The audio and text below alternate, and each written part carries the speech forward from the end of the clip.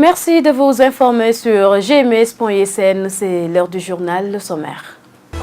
Assemblée générale ordinaire du mouvement volontaire pour l'émergence économique de Ziguinchor, VECOSI, une manière pour les membres d'impulser une nouvelle forme d'économie qui s'offre à la région.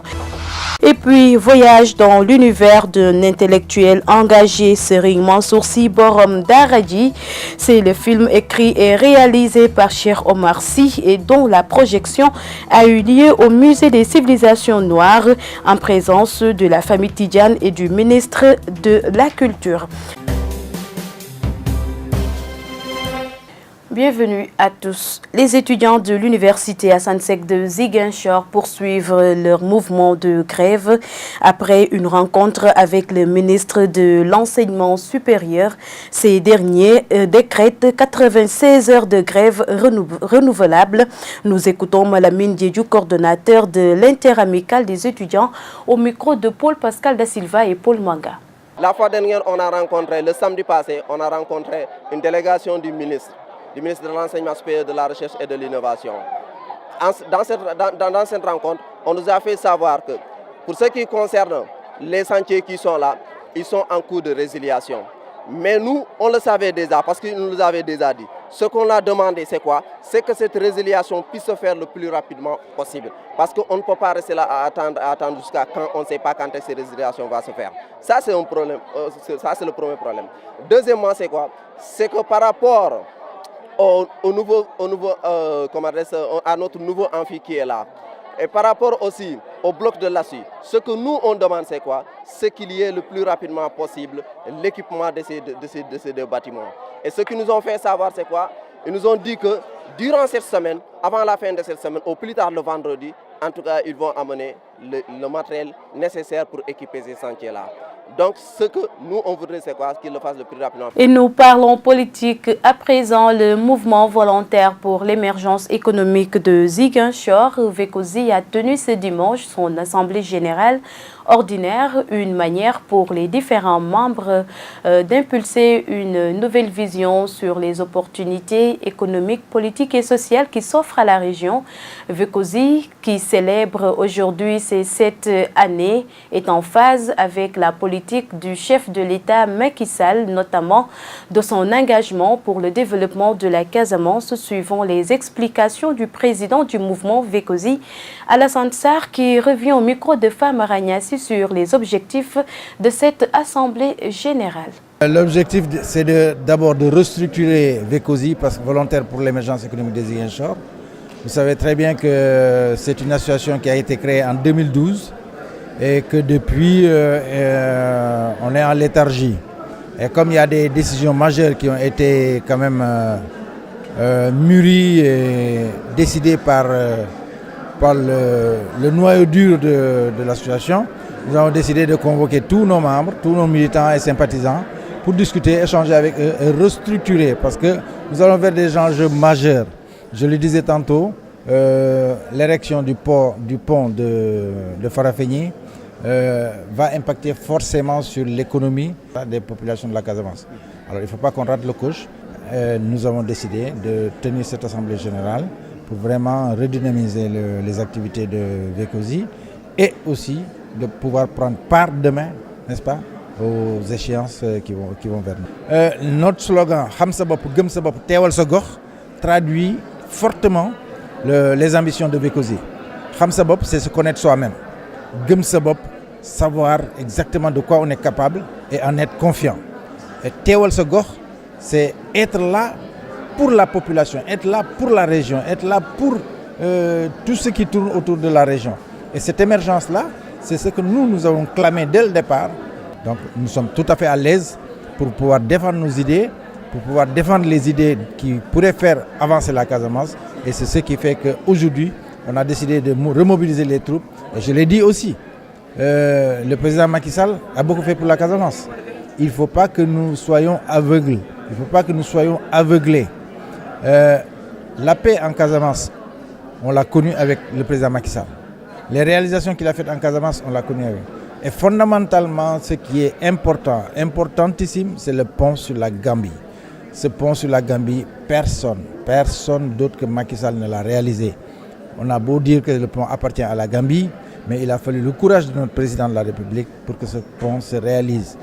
Il a réussi avec Adama Barrow à évincer Yaya Jammeh et c'est ce qui est aujourd'hui concrétisé par l'érection de ce pont-là. Nous comptons appuyer le président de la République pour qu'il ait un deuxième mandat. Parce qu'en Wolof, on a souvent tendance à dire que le président de la République a manifesté quand même une sympathie, un amour pour la Casamance. Il a fait des réalisations, il a fait des séjours qu'aucun autre président avant lui n'a fait. Donc, ma foi, ne soyons pas aveugles et essayons de l'appuyer pour qu'il ait un deuxième mandat. Et je pense que c'est la Casamance qui en bénéficiera le plus. Et puis, la jeunesse est fortement mobilisée lors de l'Assemblée générale ordinaire de Vekosi, une mobilisation saluée par les responsables du mouvement qui voient en ces jeunes la relève dans une Casamance en mutation avec toutes les opportunités qui s'offrent à eux. Écoutons François Dacosta, secrétaire de Vekosi au micro de Famara Niassi et Djili Diédiou toujours. Je crois que tous ceux qui sont intervenus aujourd'hui ont vraiment apprécié la présence des jeunes. Parce qu'en fait, nous, on est vraiment en fin de carrière, il faut dire. Peut-être qu'on peut répondre encore, il y a peut-être des choses qu'on peut faire, mais les jeunes, c'est ça le Sénégal de demain. C'est ça le Ziguinchor de demain. Donc il faut que les jeunes soient là, comprendre ce qui nous a motivés, et pouvoir continuer avec ce que nous avons déjà fait, à porter notre région, notre ville plus loin. Pour les opportunités de la région, vous savez que notre région est une région riche. Quand vous allez depuis le Kassa, vous rentrez dans le Fogny, vous allez dans le Blouf, vous allez dans le Kalounaï, vous allez dans la haute Casamance, c'est-à-dire toute la zone qui va même jusqu'à Sédhiou, Kolda, on a plein de choses à prévaloir. On a des ressources naturelles, il faudrait que les jeunes puissent se former pour pouvoir profiter de ça en premier. C'est bon que les richesses du Sénégal, c'est pour l'ensemble du Sénégal. Mais on aurait souhaité, nous, en tant que régionaux, que les gens de la région puissent s'investir dedans. Autre actualité dans cette édition, il s'agit des 94 milliards. Ousmane Sonko persiste et signe. Le chef de file des Patriotes disqualifie par la même occasion la commission d'enquête parlementaire de l'Assemblée nationale, non sans réduire à zéro le niveau des députés de à l'Assemblée nationale. Le leader de PASTEF avait organisé un méga meeting à la place Bambaya samedi. Nous l'écoutons au micro de Tetelopi Diata. Tant qu'on est du pouvoir, vous pouvez voler des milliards, vous pouvez agresser les gens, il n'y aura aucune suite. Et quand un pays en arrive à ce stade, chacun prend ses dispositions pour créer ses propres mécanismes de défense. Et bonjour les dégâts, parce que ça a brûlé d'autres pays. Et c'est pourquoi nous en appelons à la sagesse, mais surtout à la responsabilité républicaine des forces de défense et de sécurité qui ont la responsabilité de garantir la sécurité, pour ne pas me répéter, de tous les citoyens, quel que soit leur bord politique. Non, c'est des enfants. Vous savez, moi, ces petits députés-là de rien du tout, je ne vais pas leur répondre. Je dis, quelqu'un qui a saisi un procureur de la République n'a rien à faire dans une commission d'enquête. Quand on veut noyer le poisson, on parle de commission d'enquête. C'est moi qui ai saisi le procureur de la République, l'IGE et la Cour des comptes. Je ne répondrai qu'au procureur de la République. Je n'ai pas le temps de répondre à de petits députés corrompus qui n'ont aucun niveau et qui ne connaissent même pas comment fonctionne l'État. Au chapitre des réactions, Ibrahima Mendy, un des responsables de l'APR, s'est dit indigné par les propos du leader de PASTEF. Le fait qu'Ousmane Sonko soutienne que c'est grâce à sa descente dans l'arène politique que les responsables locaux du camp présidentiel sont nommés par le président Macky Sall à des postes de responsabilité plonge Ibrahima Mendy dans tous ses états. Ce dernier s'est inscrit en faux par rapport à ces allégations d'Ousmane Sonko, non sans annoncer son écrasement à Ziguinchor au soir du 24 février. Ousmane Mendy au micro de Boubacar Sambou. C'est notre frère et quand on sait qu'en Casamance, la courtoisie fait partie de la dignité, de l'aspect de ce qu'il nous représente, nous autres Casamassés. Je pense que je l'ai bien écouté quand je l'entends dire que les membres de la PR doivent le féliciter parce que c'est grâce à lui que le président nous a nommés. Je pense que c'est un manque de respect. Nous, ce qui nous caractérise ici, c'est le respect de l'un et de l'autre. En quoi lui, il est plus digne que nous? Il n'est pas plus digne que nous. Nous sommes tous des fils de la Casamance. Chacun est libre de défendre sa chapelle, mais dans la courtoisie. Ensuite, le 24 n'est pas loin. Pour moi, je ne peux pas, ce qu'il dit, je le défie le 24. On verra le 24 qui gagnera Ziguinchor. Il ne s'agit pas de mobiliser des gens, des bus qui sont sortis, qui viennent de partout, de Sédhiou, de Goudem, de Kolda, de Tamba jusqu'à Ziguinchor. Et partant de là, penser effectivement nous laminer le 24 février. Le 24 février, ce n'est pas encore loin. L'histoire nous retiendra qu'il va mordre la poussière dans cette ville de Ziguinchor. Parce que nous, à chaque fois que le président arrive ici à Ziguinchor, dans la région de Ziguinchor, vous savez que le président mène des meetings dans le Bignona tout récemment. On l'a accueilli à Bignona, il a été accueilli avec une grande ferveur ici à Ziguinchor. Donc c'est différent de quelqu'un qui a transporté les gens un peu partout et partant de là, penser qu'il va nous laminer. Ce que je lui demande, chacun est libre de défendre ses idées, mais faisons cela dans la courtoisie. Je ne me suis jamais prononcé depuis que Sonko est dans l'arène, mais j'avoue qu'aujourd'hui, je me suis senti mal quand il dit que c'est grâce à lui que le président nous a nommés. C'est parce qu'il est entré en politique que le président maintenant, il s'en précipite pour nous nommer. Je précise, moi j'ai été nommé depuis 2012. Je fais partie des gens qui ont été nommés dès que le président a pris le pouvoir. Donc ça, je pense qu'on est tous de la Casamance. Chacun va essayer de chercher ses militants dans nos bases naturelles, mais en quoi il est plus digne que nous. Et puis, un film qui retrace une partie du trajet de la vie de Serigne Mansour Sy Borom Daara-J, projeté pour la première fois à l'auditorium du Musée des civilisations noires. C'était en présence de la famille Tidiane, du ministre de la Culture. Voyage dans l'univers d'un intellectuel engagé, Serigne Mansour Sy Borom Daara-J, est écrit et réalisé par Serigne Cheikh Oumar Sy, neveu de celui qui fut l'unificateur des communautés Diola et Socé pour la réouverture de la mosquée du quartier Nieflen de Ziguinchor. Voyage dans l'univers d'un intellectuel engagé, Serigne Mansour Sy Borom Daara-J. C'est le film qui retrace le trajet de Serigne Mansour Sy dans sa vie d'homme de Dieu, mais surtout de réconciliateur, de par son implication dans le processus de paix en Casamance, surtout dans la réouverture de la mosquée du quartier Nieflen, fermée depuis plus de 30 ans. Si vous voyez toutes les interviews que vous avez vues ici, c'est des chefs-d'œuvre. Nous en avons gardé l'essentiel et nous allons essayer de faire des bonus.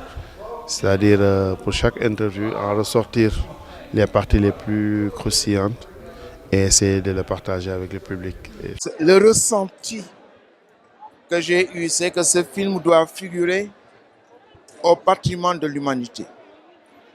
Parce qu'un conflit vieux de plus de 40 ans, à cause de l'intermédiation des religieux, a abouti à ce succès-là qui n'a pas duré 1 an, 2 ans, mais qui a duré tout ce temps-là.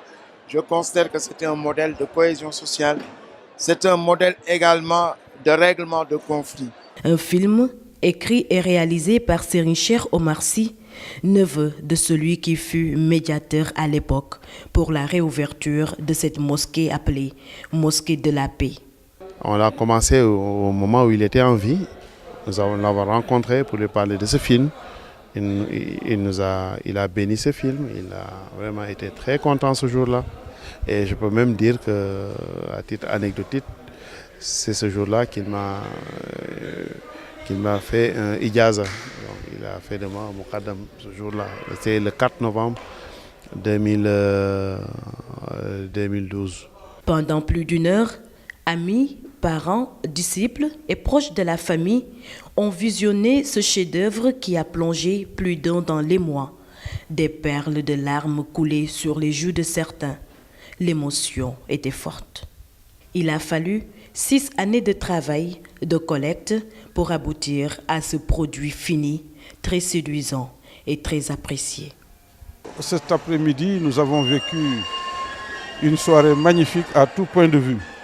D'abord, il y a de l'émotion, il y a aussi de l'excitation, mais également il y a des souvenirs qui sont restés vivants dans nos mémoires quand nous avons fini de regarder ce film réalisé sur Serigne Mansour Sy Borom Daara J. Je ne pouvais même plus me retenir parce que surtout période bi ñu wane décès hôpital américain au niveau de Paris, ça m'a vraiment bouleversée. Et puis de Paris à Tivaouane, c'était autre chose. Donc. Comme tout le monde, on a tous pleuré. Oui, ça nous rappelle le rappel à Dieu de Serigne Mansour. Ça nous rappelle, voilà, c'est ça. C'est pourquoi on a pleuré. Bien sûr, on a apprécié et on veut ce genre de films parce que ça retrace beaucoup de choses sur le Saint-Homme et ça nous permet de refaire nos actes, voilà, et changer de comportement surtout. Le public tire alors de ce film des leçons de vie et de morale telles que la réconciliation, l'amour du prochain et l'humilité. Comme partout dans les familles, dans les lieux de travail, partout il y a des conflits partout. Donc ça nous aide à améliorer, à changer de comportement. C'était en présence du ministre de la Culture que ce film intitulé « Voyage dans l'univers » d'un intellectuel engagé Serigne Mansour Sy, Borom Daara J, fut projeté pour la première fois à l'auditorium du Musée des civilisations noires. Une copie y sera d'ailleurs gardée en mémoire de celui qui fut Khalife général des Tidjanes de 1997 à 2012. Toujours au Musée des civilisations noires, venu assister à la projection du film, Serigne Mansour Sy Djamil plaide pour la réfection de la mosquée de Nieflen, baptisée Mosquée de la Paix. Outre cette doléance, le député de Bosdouniac souhaiterait qu'un gamou annuel soit organisé dans cette mosquée. Ces propos sont recueillis par le groupe Médias du Sud. 2 propositions qui sont issues de la rencontre d'aujourd'hui. La première, c'est l'état dans lequel la mosquée a été laissée jusqu'à présent.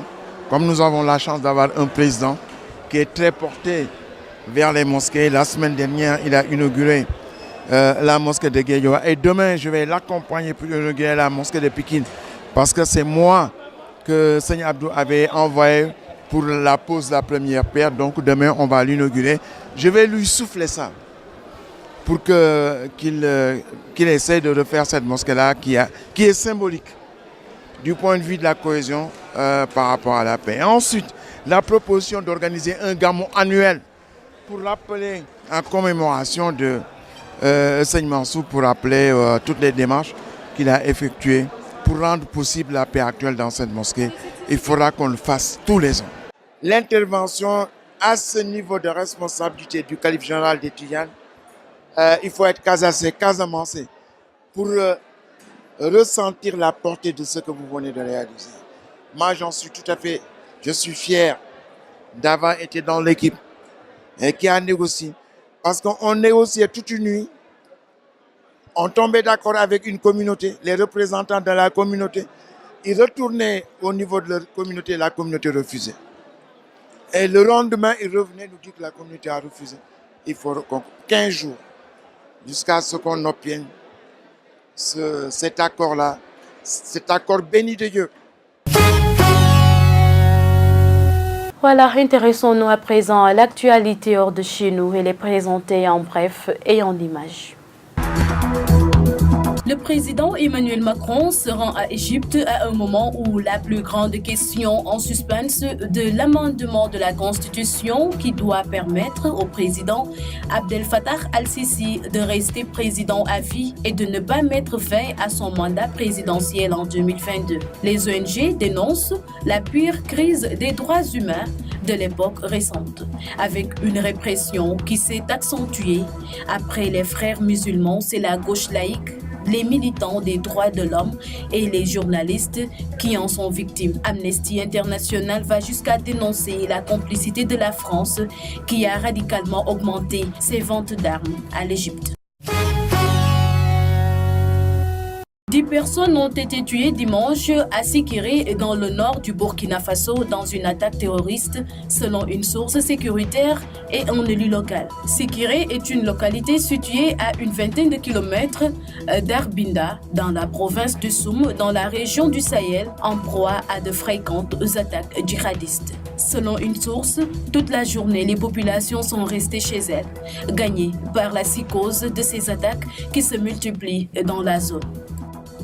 C'est cette actualité internationale qui met fin à cette édition. Merci de l'avoir suivi. Excellente suite des programmes sur gms.sn et sur la 89.3 FM également. Au revoir.